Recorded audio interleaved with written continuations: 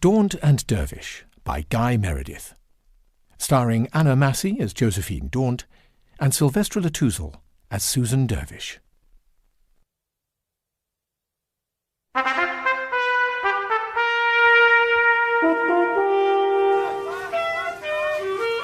Oh, no, not again. Honeysuckle rose? No, the rain. Quick, close the window.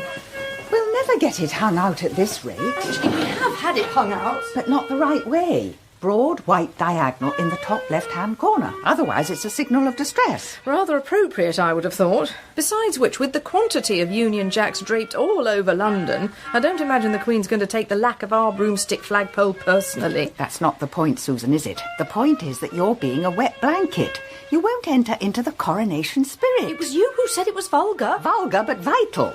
The first female monarch for 350 years. A new Elizabethan age.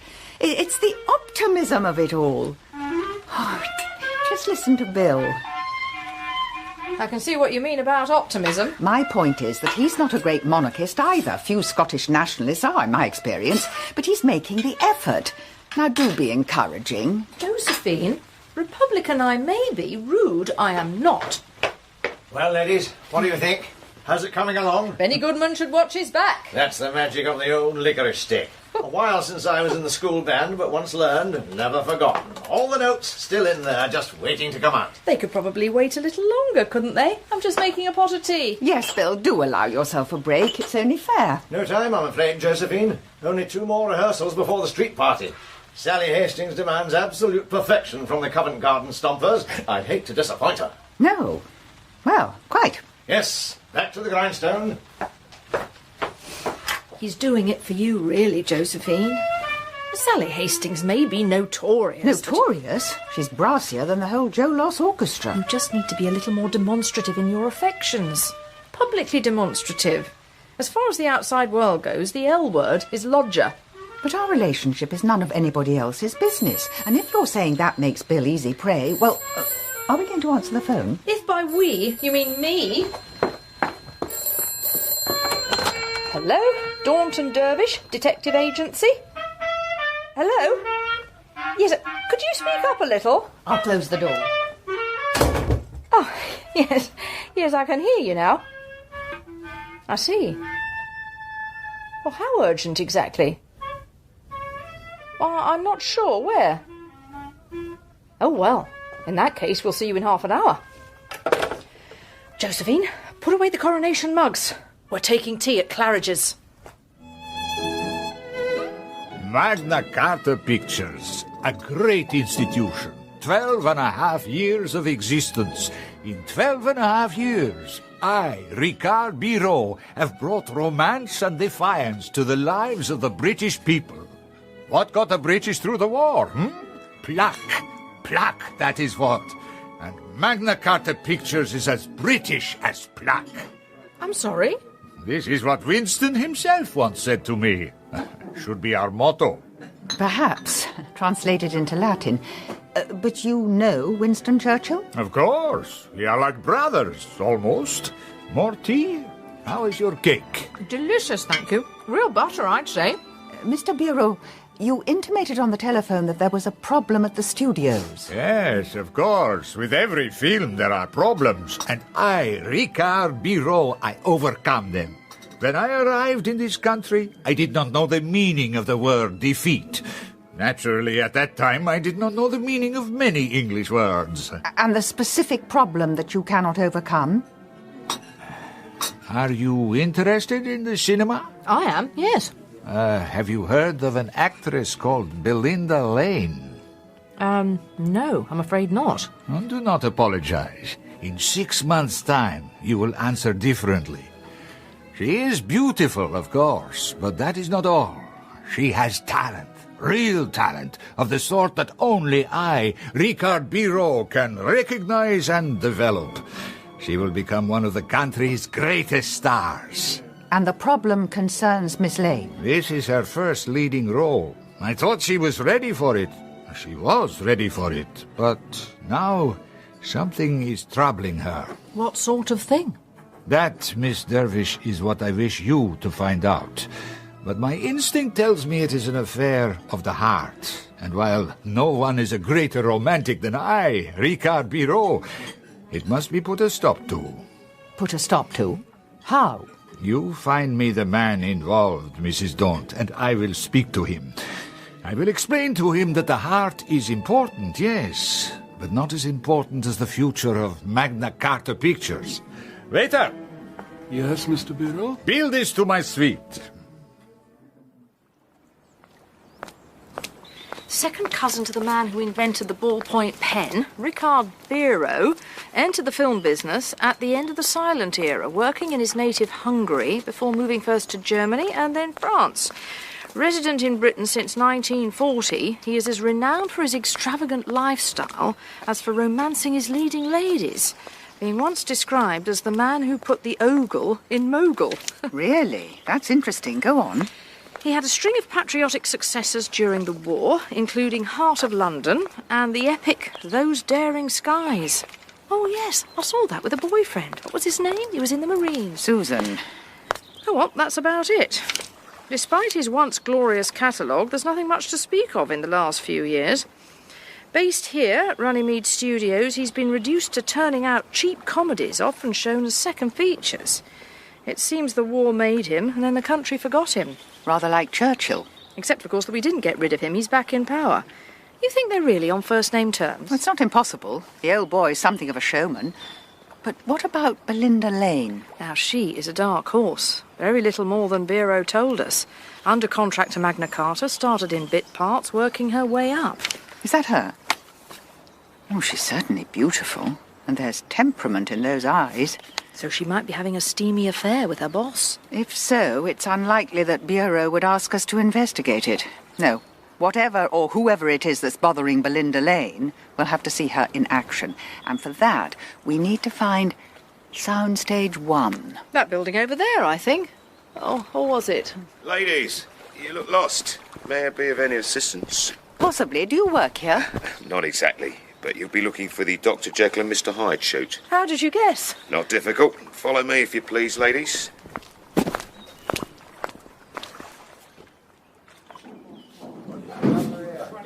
Is there nobody competent on this set? Where is my fog? I, Ricard Biro, must have fog. Lots of fog. Cops arriving, Mr. Biro! So you're a journalist? A columnist, if you please. Gordon Teague, G&T of the Daily Sketch. News and interviews, girls and gossip, everything about entertainment, more stars than the galaxy. You'll have heard of me. Oh, naturally. Is Biro directing the film as well? Out of necessity, I would say. How do you mean? Is it a cheap production? Put it this way. What do you need to make a story? A hero, a villain, and a girl? Now, what strikes you about the plot of Jekyll and Hyde? The hero and the villain are the same man? Exactly. Is Biro employing you? No, we're from the Robert Louis Stevenson estate. Really? Then prepare for the sound of the old geezer turning in his grave. When I'm taking sips from your tasty lips, seems the honey fairly drips.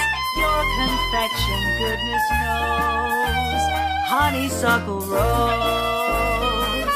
Said your confection, goodness knows, honeysuckle rose.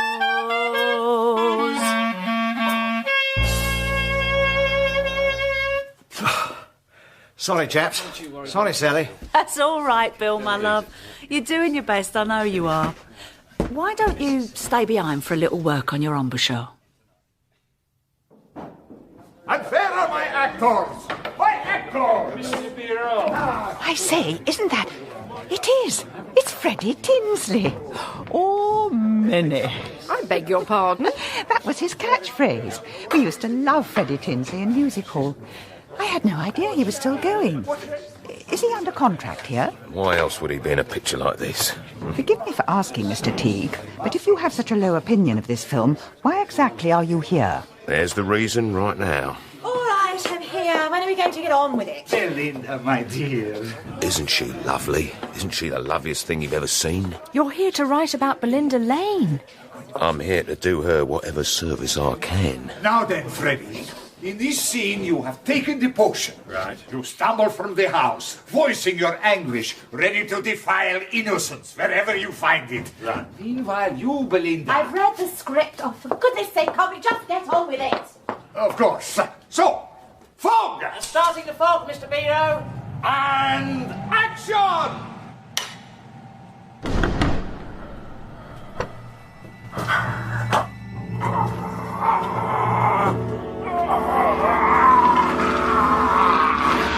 Oh, Minnie.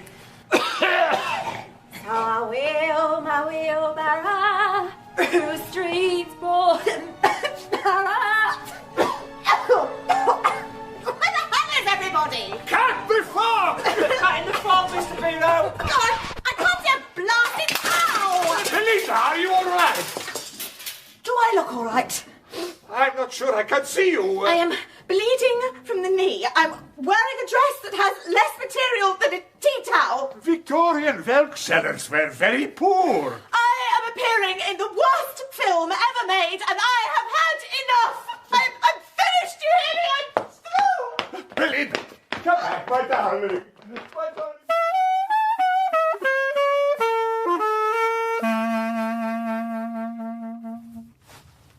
Oh, yeah, that's much better. You see, I think you've got to tilt the clarinet just that little bit higher. I see. Yes. You're such an expert, Sally. Well, music is my second love, after fruit and veg. And poor Alfred, of course. Oh, it's chilly in the warehouse, isn't it? A little. We should probably be going. I have to man the office. You're dedicated to work just like me. Bill, I'm not one to ask favours, so let me put it this way. Could you do a little job for me? What do you think Belinda meant by I'm finished? Finished for the day or finished with acting? I don't know, but if she's got an emotional problem, it's more likely to be with a film than with a man. Magna Carta Pictures really is doing badly. It's obvious how Teague knew where we were going. Jekyll and Hyde is the only film on the lot. If there is a man involved, you don't think it could be him, do you? Well, he's clearly besotted with her. But a journalist? Oh, sorry, columnist. No, I'd sooner put money on Freddie Tinsley. I suppose he might make her laugh, though probably not with that catchphrase. But would you fall for a man twice your age? In my case, Susan, that's an academic question. But there's Tinsley now, crossing the car park. Mr. Tinsley? Mr. Tinsley? One moment, please. Could we have a word? If you're autograph hunters, you can beggar off. I've had enough for the day. I'm not an autograph hunter. I'm a private detective. My name's Josephine Daunt. My partner, Susan Dervish. Really? And what would private detectives want at Runnymede Studios? I might as well be blunt, Mr. Tinsley. Is there anything of an affectionate or romantic nature taking place between yourself and your co-star? Call that blunt. There's never been to Batley, that's clear enough. Point taken. Then perhaps I could broaden the question. Do you know of anybody, yourself included, with whom Belinda Lane might be having a liaison? If I did, what makes you think I'd tell you? What on earth was that? It sounded like Bill's clarinet. It came from over there. What's that building? The dressing rooms. Belinda? Which is Belinda's? Turn left. There's somebody up ahead. Never mind that now. Which door? This one. Belinda? Belinda? Oh, it's wedged shut. I'll charge it.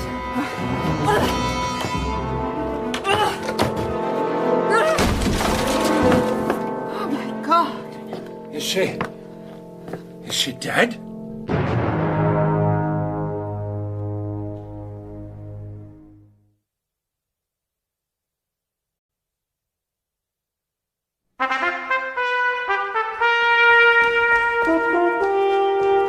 There's somebody up ahead.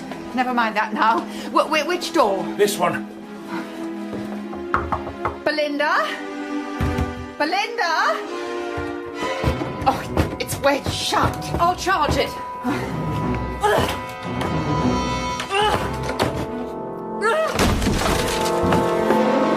God. Is she dead? She was slumped behind the door. There was a half-empty bottle of vodka on the dressing table and sleeping pills scattered everywhere. Freddie Tinsley went as white as a sheet. He thought she was a goner. Well, we all did for a moment. Then Susan realised she was breathing and sprang into action. Suffice it to say that things got rather messy for a few moments, but by the time the ambulance arrived, Miss Lane was groggy but conscious. And the chap you saw running away? Hardly saw, heard, really. Runnymede Studios are so empty that most of the corridors aren't lit. I'd say he was heavily built. That's about it. You think he was the man Biro called you in to find? The one she was having an affair with? If so, he has a strange idea of romance. Nothing in the newspaper about it, at any rate. You'd hardly expect a starlet suicide attempt to make the Times. Good Lord, the Daily Sketch.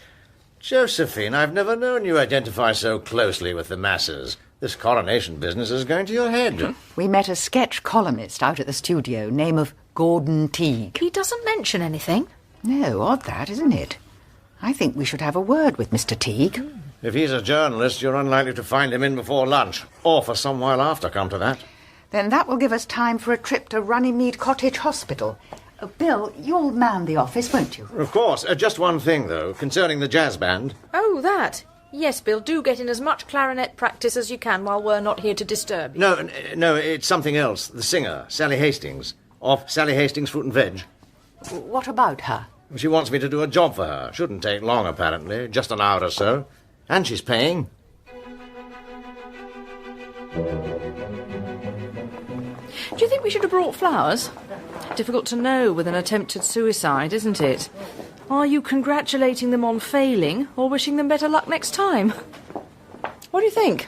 I've already told you what I think. That it wasn't a suicide attempt at all? I agree. We have our fleeing man. But it's not easy to force pills and liquor down someone's throat, is it? Besides, it's a very odd way of trying to kill somebody. Not if you're trying to disguise a murder, it isn't. If anything, it's the most logical. Besides which, 9 out of 10 suicides leave a note. Perhaps Belinda was one of the other 10%. Or she left it somewhere else. Yes, on the bus perhaps, in a moment of forgetfulness. Plus, the clinching evidence, if you weren't too obtuse to see it, is the wail we heard from the car park. No one emits a wail while washing down pills and booze. A gurgle, perhaps, but nothing more voluble. Which ward did the sister say? Middleton. This way. No, in my opinion, we've had the wool pulled over our eyes from the beginning. Belinda has no inamorato, and there's something decidedly shady going on. You may be right. And you may even be right about me being obtuse. However, you are being extremely testy. Testy? Whatever do you mean? It's this job Bill's doing for Sally Hastings, isn't it? Of course it's not. Do you think I don't trust him? No, Bill's an innocent in matters of the heart. He's not simply going to wander off the straight and narrow. Of course, if someone were deliberately to lead him astray, what sort of job is it? That's what I'd like to know. Given that Bill didn't know himself, he could hardly be expected to tell us. But he is at least getting paid, our chances of which are hanging in the balance, I should think. Ruined! Or possibly rather less than that.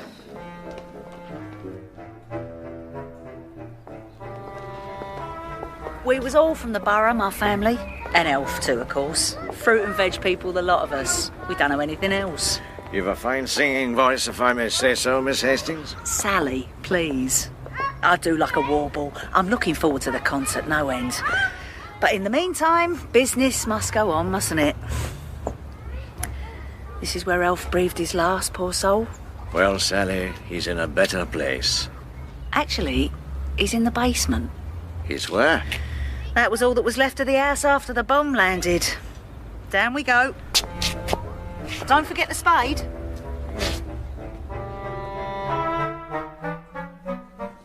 How am I, Ricard Biro, to survive now? I who have given everything to this country.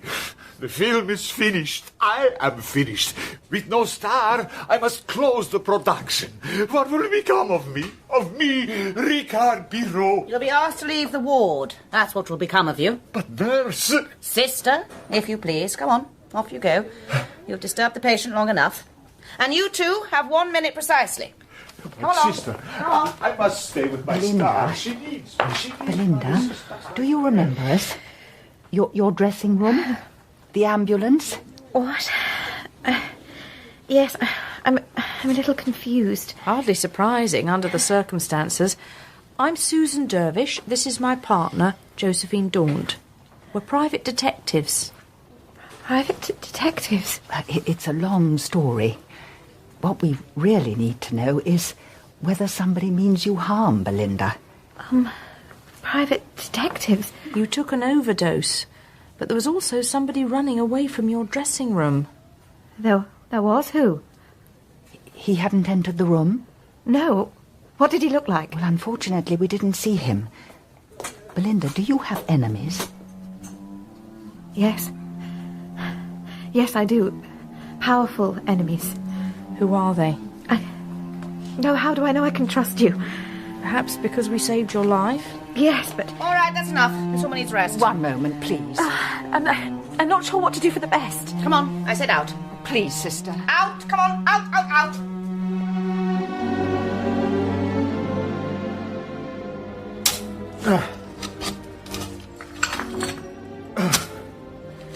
I'm still not absolutely clear on this, Sally.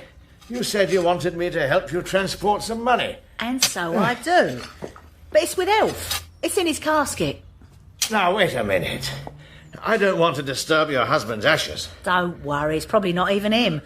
There were that many cremations at the time, I reckon they just gave you a couple of handfuls of whoever. But why bury your savings with him? I didn't want to pay tax on them, did I? But now the next stall's up for sale, I'm ready to expand. We're looking at a great future here. I'm not sure that Alf is. I don't mean Elf. I'm going to need some help with the business, aren't I? I mean you and me, Bill. You and me. Welcome to the Daily Sketch newsroom. This is my nook. Sit down, take the weight off. Couple of gumshoes, you must get worn out. Tea? Whiskey? Nothing, thank you, Mr. Teague. Simply a couple of answers. To questions about Belinda Lane, no doubt. Cheers. You knew what happened to her yesterday evening, or what appeared to happen, and yet you wrote nothing about it. Why was that? What appeared to happen? Now, what could you mean by that? We've just visited Belinda in hospital. She's a frightened young lady who claims she has enemies. In addition, it seems that we disturbed somebody about to enter her dressing room. Interesting. And you want to know where I was at the time? Is that it? If you'd care to tell us. Why not? I've got nothing to hide. After I left you at the studio, I went to the Bells of Ouseley. The Bells of Ouseley? Lovely boozer down by the river. Comprehensive range of pies. Then I came back here and took a call from Bureau. He told me what had happened. From Bureau? What did he say exactly? Attempted suicide. I was shocked, naturally. Too shocked to publish? I had my reasons for not writing about Belinda. If you thought about it, they'd be obvious. Go on, then. I spent too long building that girl up, just to knock her down again. Taking an overdose is a crime. Do you think I want to see her inside? She's got a great future ahead of her. Just not at Runnymede Studios. Do you know who she might have been referring to when she said she had enemies? It's a nasty, backstabbing, claustrophobic little world, the British film industry. Could be anybody. She wasn't more specific. Unfortunately not. Perhaps you could do us a favour. Do you have her home address? Naturally. Why? Would you give it to us? If you really do have Belinda's interests at heart, you'll want to see her as well protected as possible. Not the most salubrious part of London, is it? Notting Hill. And yet with a little maintenance, these could be very desirable houses. Do you think Teague was the man we heard running away from Belinda's dressing room? Assuming he's capable of running. I'm not sure. He doesn't give the impression that he means our harm. Quite the opposite. Infatuation can tip over into something dangerous. True enough. But his attitude when we mentioned Belinda's enemies was interesting. He seemed perturbed, but not surprised. 5 Stanley Crescent. Here we are. Any ideas about breaking into Belinda's flat? If it involves breaking something, Josephine, I will seriously have lost my knack.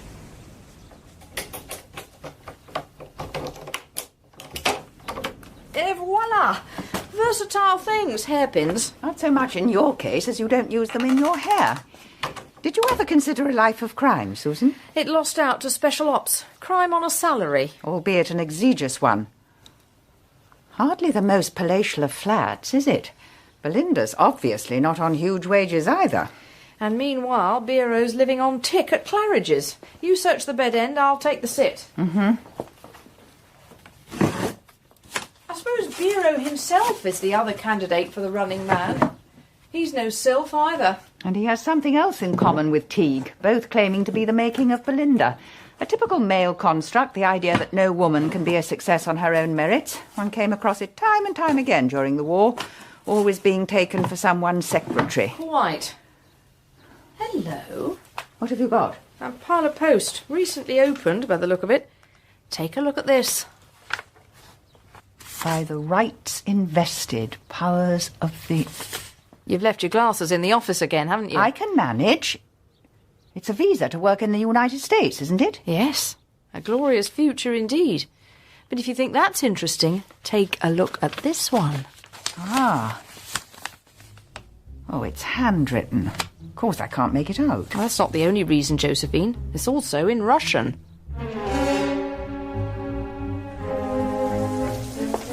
After Joe Stalin switched sides, they sent us off on a course. We mastered the Cyrillic alphabet on the first day, then got parachuted into France. Suffice it to say that I never got any further. Fairly typical admin cock-up. But the letter is signed Victor. Oh, yes, that was clear enough. And it's definitely addressed to Belinda. Let's get inside, quickly. Yeah.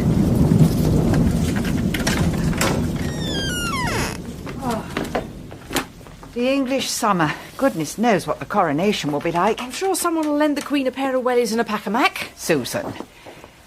But you know, whoever Victor is, one thing's obvious. There'd be no point writing to Belinda in Russian unless she understands it. But why would an aspiring young actress be a Russian speaker? I've no idea. America and the Soviet Union. Powerful enemies. There's certainly something special about Belinda Lane. No wonder men are competing to be the making of her. Josephine, there's something wrong. What sort of thing? I'm not sure. Yes, I am. The street door. It didn't close. Oh, very perceptive, Miss Daunt. Or is it Miss Dervish? Now, raise your hands in the air, please. Who on earth are you? My name is Maudsley Brown. But it's not who I am that's important. It's who I represent. MI5.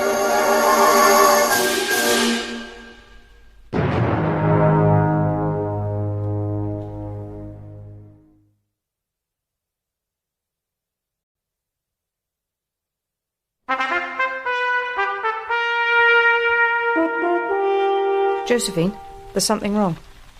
What sort of thing? I'm not sure. Yes, I am. The street door. It didn't close. Oh, very perceptive, Miss Daunt. Or is it Miss Dervish? Now, raise your hands in the air, please. Who on earth are you? My name is Maudsley Brown. But it's not who I am that's important. It's who I represent. MI5. Move inside the office, would you please? I don't think there's any need for a public spectacle. Frankly, being on the pointy end of it, I don't think there's any need for firearms. You may well be right, Miss Dervish. However, when it comes to the defence of the realm, it's best not to take any chances. The defence of the realm? Yes, Mrs. Daunt. Now tell me, what do you know about Belinda Lane? And please don't answer who's Belinda Lane, because I've just followed you from her flat. Why would MI5 be interested in a film starlet? That, I'm afraid, I'm not at liberty to reveal. You are investigating her. Look, Maudsley, whatever your name is, you know perfectly well that as private detectives, we are not at liberty to reveal details of any case on which we work. Even if it's in the national interest. We only have your word for that. I got you, you blighter! No, he's armed! Bill! That was very foolhardy. Very foolhardy indeed. Bill, are you all right? Bill, speak to me. I can't. Any chance of that toast, Beryl? How's your lip now? Oh, they put 3 stitches in. But it's the injury to my pride that really hurts. A few years ago, I would have had the gun out of his hand before he knew it was missing. You did your best. And it could have been a lot worse. For a start, the bullet only hit the telephone. But who would have thought that Bakelite shrapnel could be so nasty? I'll survive.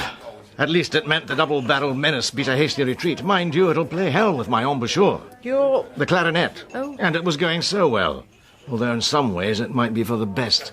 The job for Sally Hastings. How did it go?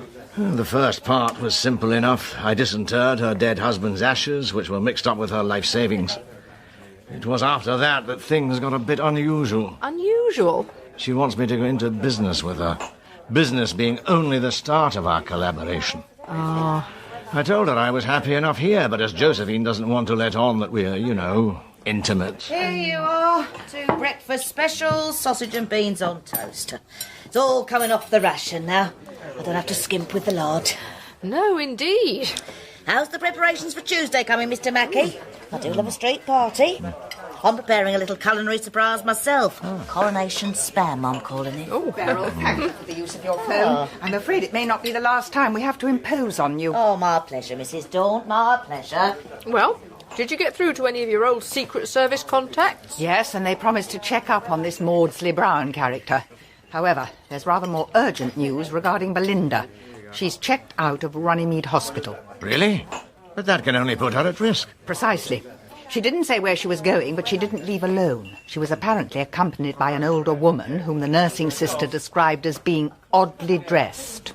Oddly dressed? Well, that could mean anything. Not quite. For instance, you're carelessly dressed, which is a different thing entirely. Now, she may pitch up at her Notting Hill flat, though I somehow doubt it. Whoever her enemies are, that's the first place they'll look. Bill, I trust you're not too busy with Sally Hastings? No, not at all. Why? I want you to find Freddie Tinsley. I had another look at the American visa we took from Belinda's flat.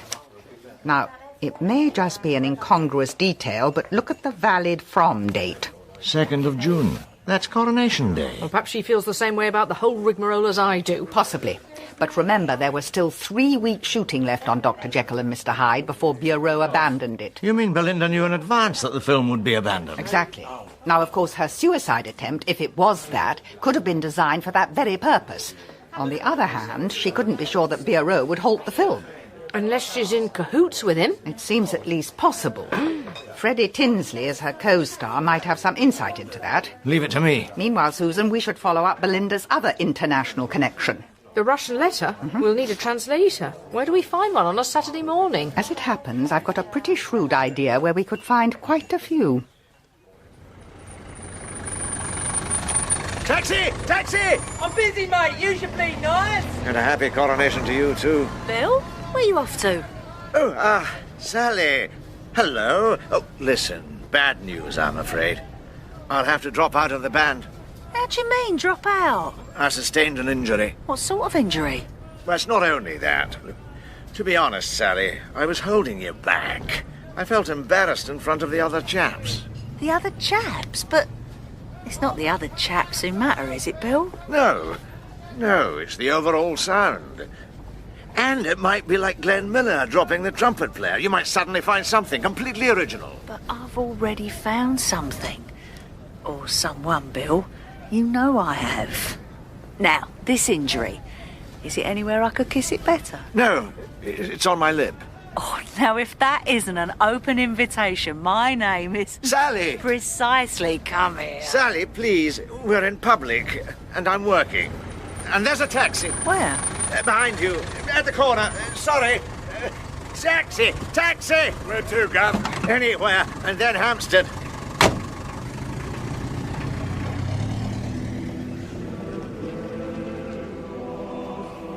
I've never been in a synagogue before. How does one behave? The same way everyone else behaves. Simply try not to attract too much attention. Although that may be difficult. Excuse me. Thank you. Sorry, Chop that up for me, would you, love? Be with you in a minute. Oh, this must be the most crowded pub in Hampstead, eh? Hello! Oh, Minnie! It's Freddie Tinsley, isn't it? No, you've made a mistake. There you are, Mr. Tinsley. I knew it! Same again, I'm buying. Oh, I'm an admirer of yours, Mr. Tinsley, from way back. Glasgow Empire, 1933. Now that's a tough audience, but you had them eating out of the palm of your hand. You trying to pick me up? What?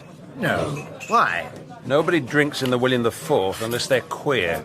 And I got the bird at the Glasgow Empire. Never went north of the border again. As I say, they're a tough audience. All right, my name's Bill Mackey. I'm with the detective agency Daunt and Dervish. You met them at Runnymede Studios. How did you find me? You're in the phone book, and your next-door neighbour said you drank here, with a touch of disapproval. I take it this confirms that you weren't having an affair with Belinda Lane. Oh, no. I wasn't having an affair with Belinda Lane. Much as in some quarters, ageing skirt chaser might be a preferable image to Yorkshire Nancy boy. Especially in Yorkshire. How's Belinda doing? I wish we knew. I was hoping you would be able to give me some information about her. Oh, afraid not. All I know is what I've seen. She can act when she wants to. And she's got a future ahead of her if she wants it. Did she talk to you about going to America? No, but it wouldn't surprise me. Or would it surprise you to know that she might have been planning to go this week? Oh, no. No, it wouldn't. That wasn't a real suicide attempt. How do you mean? Well, it fooled me at first, but then I thought about it. It was a setup. I don't understand. Biro's upset that he can't finish the film, right? No, wrong. He's better off out of it. Maybe he never intended to finish it, or maybe it was Belinda's abdabs, or maybe Belinda's abdabs were part of the whole plan. I don't know. I just know that the so-called suicide attempt was a way of picking up the insurance. He had the production insured? Of course he did. Maybe overinsured. He's broke. In his situation, that's his best way of making quick money. Your pals are part of it, too. Josephine and Susan? Not knowingly, but Biro must have known when they'd be leaving the studio and timed things accordingly. They were perfect witnesses, even breaking the door down. Yeah, but Belinda really looked as though she tried to kill herself, didn't she? Of course she did. She's an actress. Yes, I suppose so. But what about the running man? Oh, there, I have no idea. Anyway, if the insurance company contacts you, you can decide what to tell them. Me, I'm not going to get involved.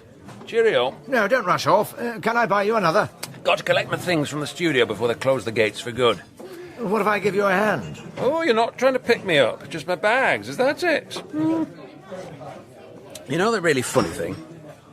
I look around this pub, and I don't even fancy anyone. You get to the age when all you want's a bit of company. Oh, Minnie. The congregation's not used to outsiders, that much is clear.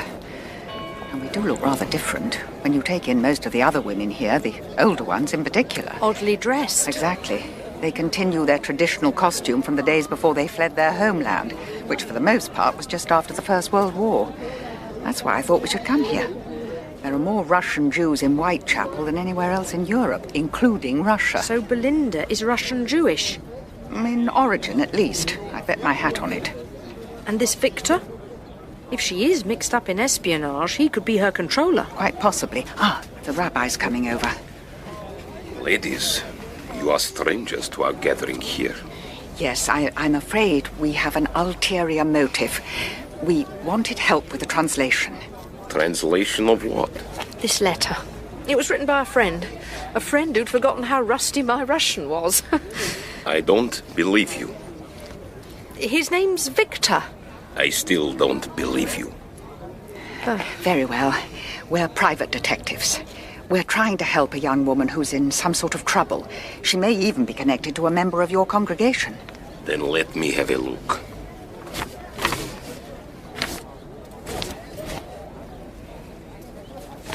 I see no threat here. This is a message of tenderness. You mean a love letter? Yes, I would say so. It concerns a couple who are planning a journey. A journey? Oh, now that makes sense. Does it give any indication as to who this Victor is? This is a private letter. You said someone was in trouble. They are not. All right, but, You say you are private detectives. How do I know you are not working for the state, the Soviet state? Josephine? One moment, Susan. Rabbi, I can assure you that our intentions are strictly non-political. I am pleased to hear it. You will excuse me. Of course. Josephine, look! Over there! On the edge of the crowd! What is it? It's the man from MI5, Maudsley Brown. I think we should have a word with him. Come on.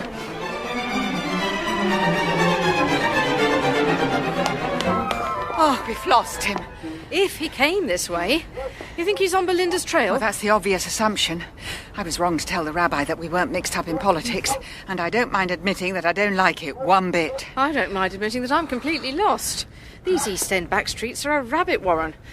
How do we find our way out? We'll have to ask. There's a shop. Lanowski Tailors. Wait a minute. Lanowski. So what will you do when Runnymede closes? Go back to music hall? If there was music hall to go back to, I think I'll be officially retired. Oh, don't write yourself off too soon, Freddie. I was pretty much on the skids myself before I met Daunt and Dervish. Well, maybe. But you're not a secretly queer ex-music hall star with a catchphrase and a dwindling appeal amongst the over-50s, are you? Put that way, no. About Biro, there's one thing I don't understand. Now, if he was broke, how did he finance the film in the first place? No idea. He could have had a backer. Then the backer would take the insurance money. Unless Biro was going to defraud him as well. Though that would make him an out-and-out crook. You don't know much about the film industry, do you, Bill? Anyway, why don't you ask Biro himself? That's his office by the river. Maybe I should. I'll give you 20 minutes, then I'm heading back to town. All right. Hold on. What's that? It's the Thames, Bill. I just told you. No, by the bank. There's something floating. It's a body. Fetch help! Quickly!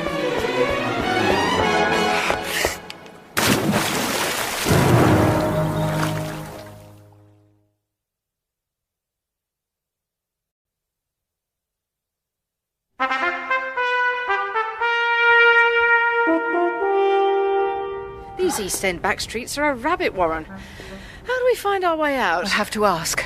There's a shop. Lanowski Tailors. Wait a minute. Lanowski. Hold on. What's that? It's the Thames, Bill. I just told you. No, by the bank. There's something floating. It's a body. Fetch help! Quickly!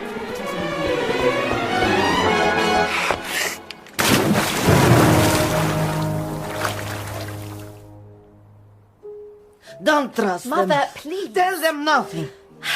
My mother's nervous. We all are. All? I realise this isn't the best hiding place in the world, but if you found me... Belinda, it would be better if you came clean. We've been in your flat. We know you're about to emigrate to the United States. Really? Yes. Now tell us, who is Victor? Well, that's easily answered. At any rate, you'd better come through to the back room.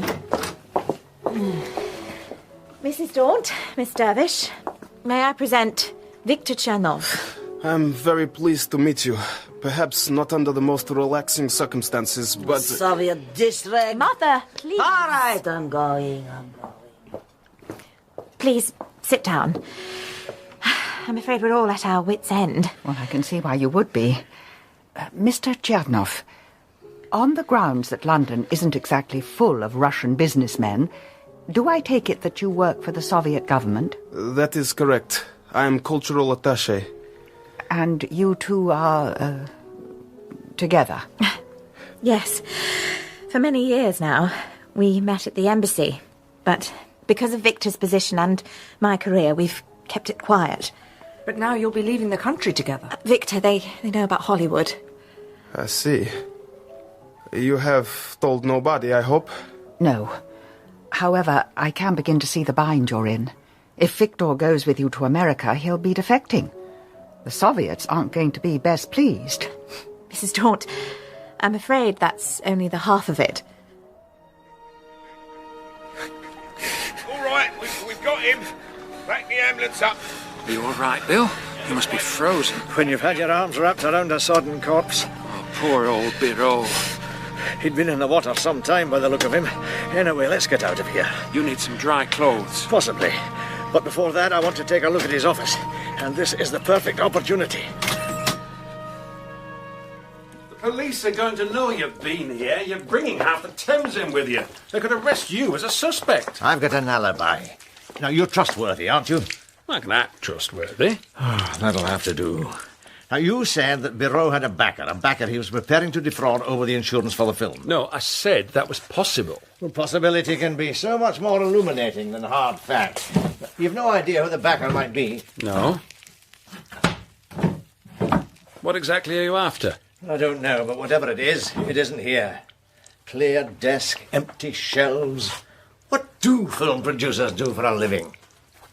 There's a wall safe behind that mirror. Really? How do you know? Bureau paid in cash. A tax fiddle, I assume. Then that answers my question about film producers. You've no idea of the combination, I suppose. 2 qualities a film actor needs. Checking out of the corner of your eye where the camera is and memorising the script. It's 4927. I grew up here, above the tailor's shop. My mother wanted me to carry on in the business, but I always had my eyes on a better life. Getting into films was part of it, albeit a superficial part. Meeting Victor was far more important. Then the suicide attempt was a fake. I'm sorry for all the trouble I caused you.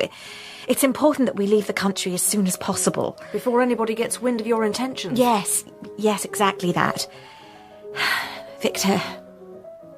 Tell them everything. And what exactly is everything? Mrs. Daunt, Miss Dervish, I'm not hiding here for my own sake, nor for Victor's. There's something I'm afraid will be taken away from me, from us. It's something we cherish more than anything else in the world. It is something that perhaps you could help us to keep safe. Belinda and her mother are defenseless, and I have many duties to attend to.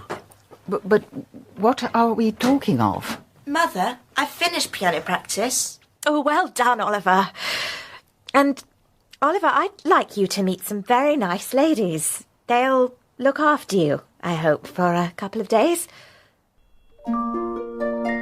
So we buried the parachutes, picked up the Sten guns, and went into the woods.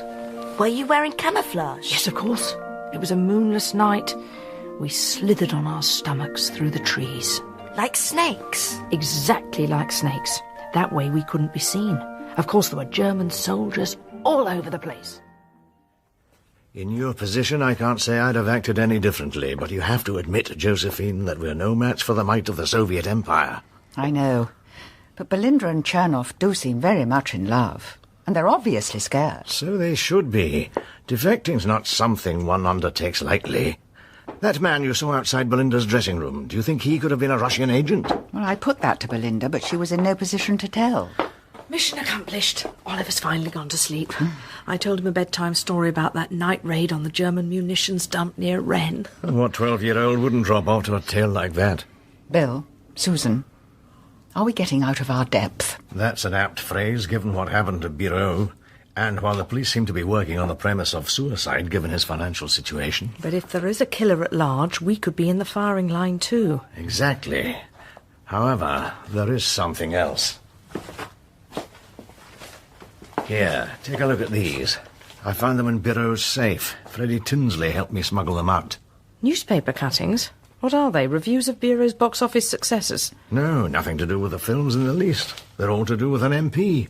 An MP called Harold Ross. Ross speaks out. Junior minister takes decisive stand. Conservative? Yes. He was also part of the coalition government, as far as I can remember.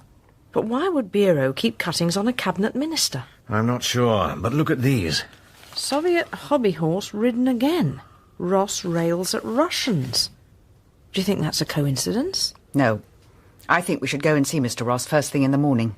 What about Oliver? Well, someone will have to keep an eye on him. Bill, would you do the honours?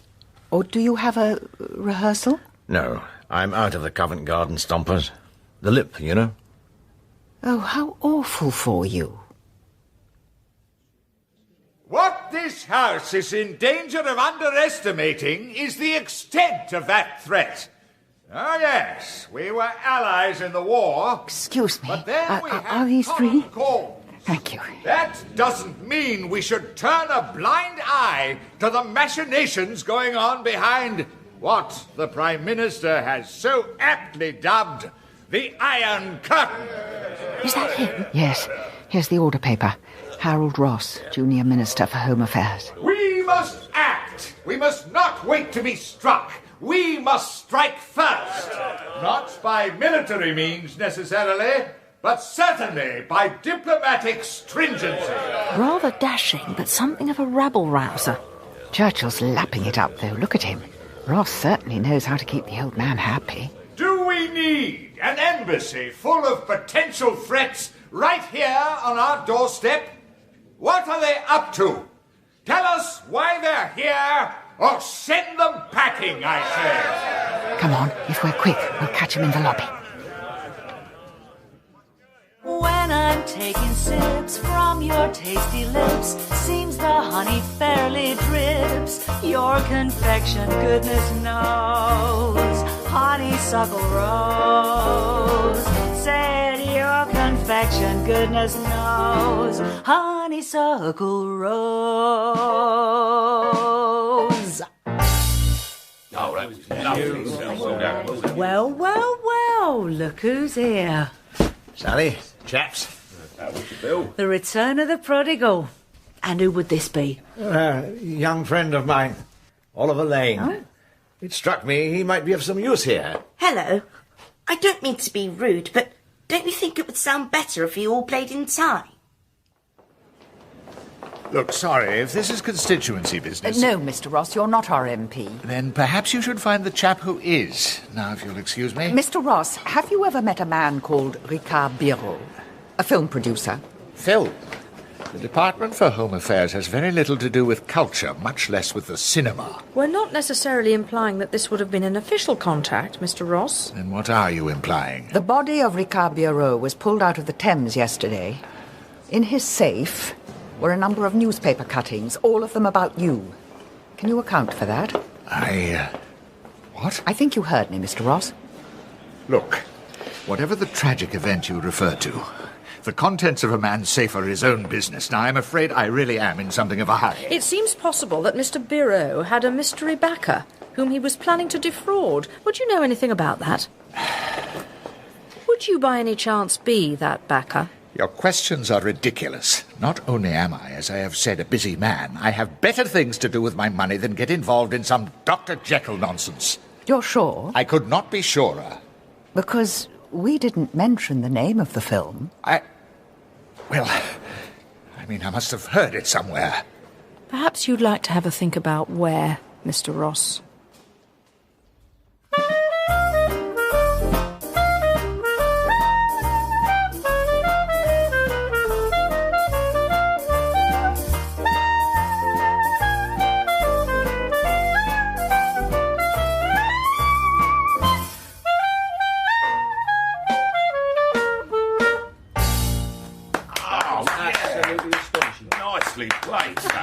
Nice! This kid's some sort of Mozart. Where'd you find him, Bill? A friend of a friend. The clarinet's not really my instrument. Not really your... Oh, never mind that. You free for the concert tomorrow, son? I was looking forward to seeing the coronation parade. You can fit both in, don't worry. Kid, you're going to be the star of the show. Apart from me, of course. We'll see you tomorrow, Sal. See you, lads. Ta-da. Sally, it's not as simple as that. I can't just put Oliver on a public stage. I'd need his parents' permission. Bill, we need a private word. Come into the kitchen a second. What for, Sally? Come with me. Oh, hang on there, Oliver. I'll be right back. Now listen, Bill. You're being obstructive, you know that. I'm not. I'm simply... I understand why. You're upset. You think that the fact you're not playing in the combo means I've gone off you in some way. No. Well, I haven't, Bill. I still feel the same about you. I still want you sharing my fruit and veg. But, Sally, it wouldn't work. I don't know a cucumber from a lemon. Well, obviously I do. That's all settled then. No. No, it isn't. Look, Sally, I have to be honest with you. It's not just that I'm happy with my present job. It's Mrs. Daunt. She and I are, well, She's not only my employer. If I didn't know better, Bill Mackey, I'd think you were giving me the cold shoulder. No. Well, yes. Oh. Oh, Sally. Oh. Don't, please. Here, use my handkerchief. Oh, damn, it's in my jacket. Oh, just wait there. Oh, Bill, this is not of your doing. Now, where did I leave that? Oliver? Oliver, where are you? Oliver!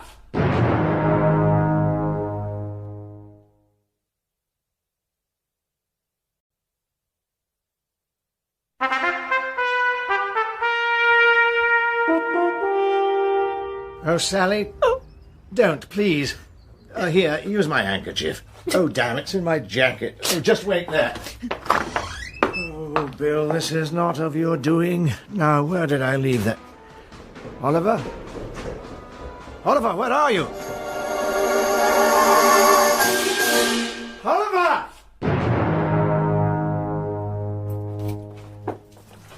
What time is it? Must be coming up to 5. The sky's light already.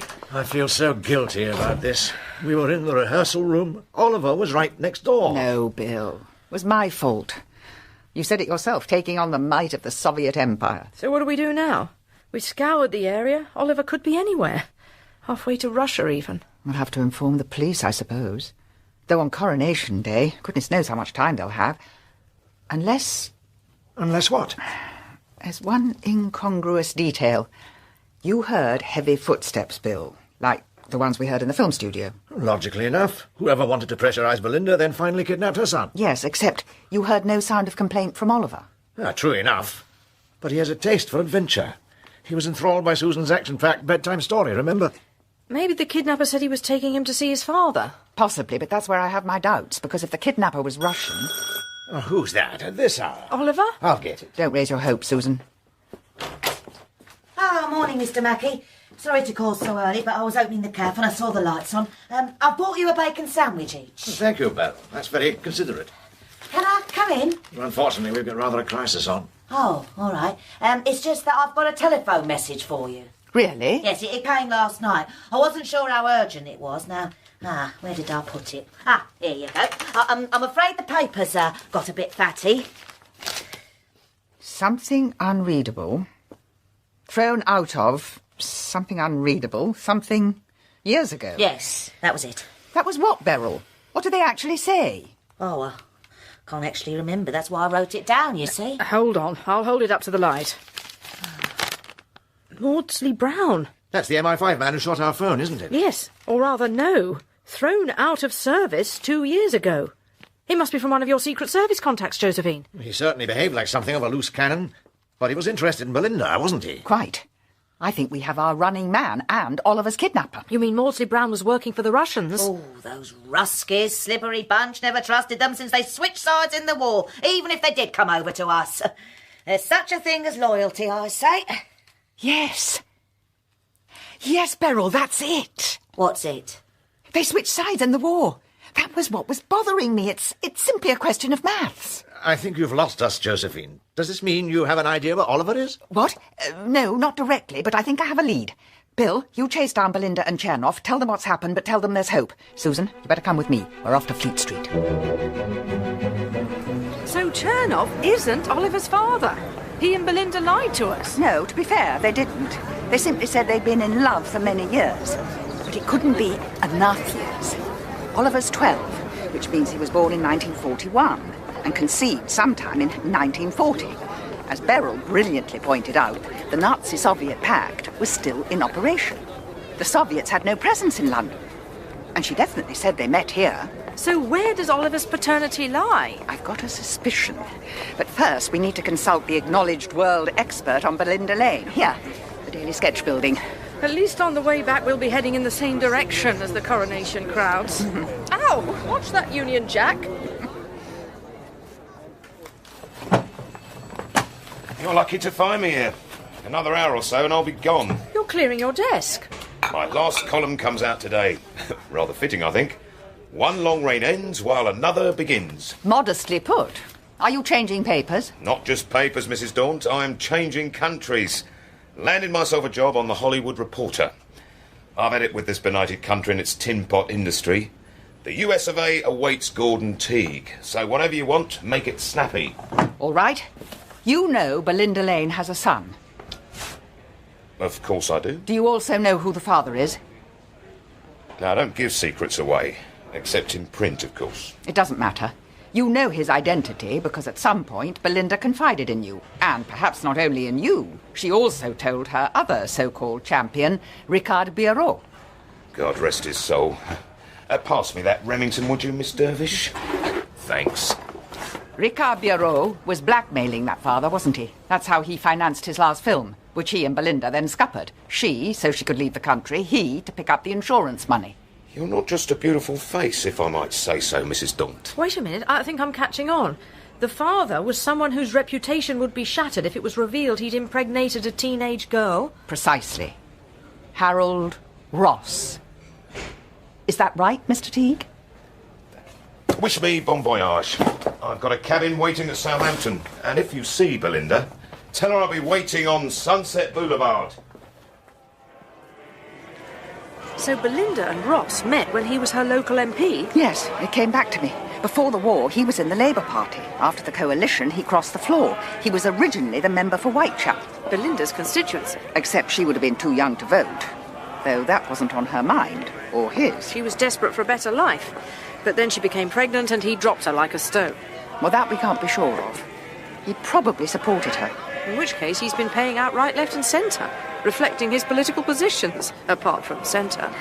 So are you saying Ross is responsible for Biarrot's death? No, that I doubt. He looked shocked when we told him about it, remember?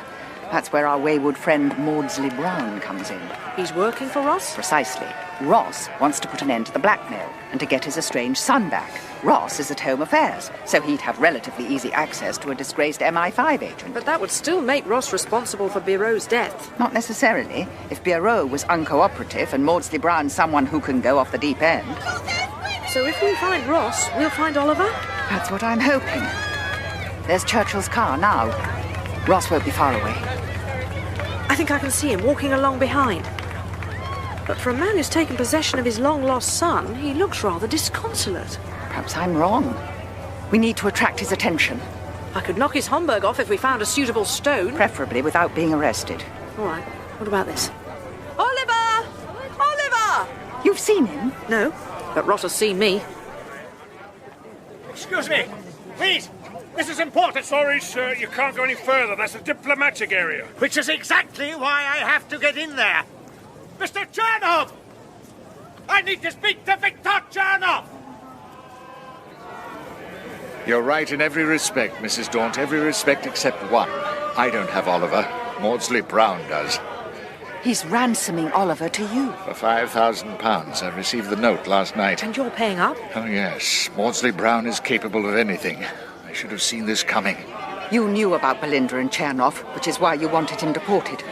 But you didn't reckon on them going to Hollywood and taking Oliver with them. I've been a fool in so many ways, but I want Oliver. He's my son. Now, please leave me alone. Maudsley Brown will never make contact if I'm accompanied. He should have found me by now. Assuming you're the first in line. What do you mean by that? You're not the only person with a paternal interest in Oliver, and therefore possibly not the only person to receive a ransom note. If you want to see Oliver again, bring £5,000 to the Buckingham Palace gates at 12. This is what happens on the capitalist system. This is consequence of competitive market. If you're going to America, you'd better get used to it. We are not going to America. You're not? No. However, I do have the money, but I also have some, let us say, insurance. One child, two claimants. It's the wisdom of Solomon, except without the wisdom. But how does Maudsley Brown expect to collect from them both and make his getaway? Because he's timed his operation to perfection. Amongst a crowd like this, anything's possible. What's the time? Almost 12. Why? Listen. Can you hear anything? I can only just hear you. The RAF flypast is at midday. The Queen will be on her balcony, everyone's eyes up in the air. Maudsley Brown can do what he wants. We can't get much closer to the palace. He must be here somewhere. Miss Dervish! Miss Dervish! Where did that come from? Towards the gates. There he is. Oliver! Maudsley Brown's behind him. Come back here, you little menace! Isn't it exciting? I want to get to the front. No, Oliver, be careful. This way. There's an excellent view from where we are. I said come back here! I can't, Miss Dervish. There's too many people. We've got to do something. I know, but Susan, be careful. Remember, Maudsley Brown is armed. I'm all too well aware of that. Excuse me. If I could just be... It's like making your way through a forest. Oh, wait a minute. That's it. Oliver! Snake! What? On the ground! Snake! What's that? Something I taught him. Oliver! Oliver, where are you? You two, stay out of this! Give up, Maudsley Brown. You've lost him. You've lost your bargaining power. Mrs. Daunt, hello. Oliver, you're safe now. But where's Miss Dervish? Maudsley Brown, listen to me. You've bitten off more than you can chew. Oh, is that right? Look around you. There's more soldiers than Sandhurst. Oh, the military. You think they scare me? They're all show. They're all pomp and circumstance. Here's the difference. I'm the only one with a gun that's loaded. Susan! If I'm going, I'm taking you with me. Susan!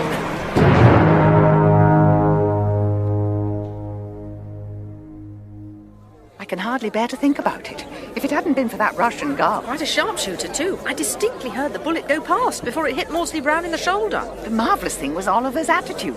All he could talk about was the fly past and the guns and the soldiers. Which should stand him in good stead in Moscow. Is that really where they're going? Apparently so. Hollywood was just a blind. If Ross had known their real destination, he could have stopped them officially. Or still could, I suppose. But not if he wants his link to Maudsley Brown exposed. Do you think we should feel sorry for Ross? He's losing the son he's never known, after all. And Gordon Teague, waiting in vain for Belinda on Sunset Boulevard. On the bright side, though, Bill got a call from Freddie Tinsley. Apparently he is going to Hollywood. There's a real demand for English butlers. On screen? No, actual English butlers. It pays much better, apparently. And as for Belinda and Victor... Mrs. Daunt, Miss Dervish. Thank you for all your help. When do you leave? In the morning. Oliver has a place at the Moscow Conservatoire. He starts next week. And I already have offers for far, far better films than I could make here, or goodness knows in America. I hope you're doing the right thing. Russia's in my soul. I've known that for a long time. Good evening, ladies and gentlemen, and welcome to the Covent Garden Coronation Party. And without further ado, let's have some live music. May I present the Covent Garden Stompers, featuring singer Sally Hastings and special guest artist Oliver Lane. Bill makes rather a good MC, don't you think? Rather better than a clarinetist, yes. And he seems just as content. Josephine, could I give you a word of advice? What on? I think he'd be even happier if you let the world know that the two of you were a couple. I've never denied it. But you've never demonstrated it either, have you? This might be the appropriate moment. Every honeybee fills with jealousy when they see you out with me. I don't blame. Ladies, a very happy coronation to you. Should we raise our glasses to a long and happy reign? We certainly should. To Queen Elizabeth II. And now, with whom do I have the pleasure of the first dance? With me, Bill. With me.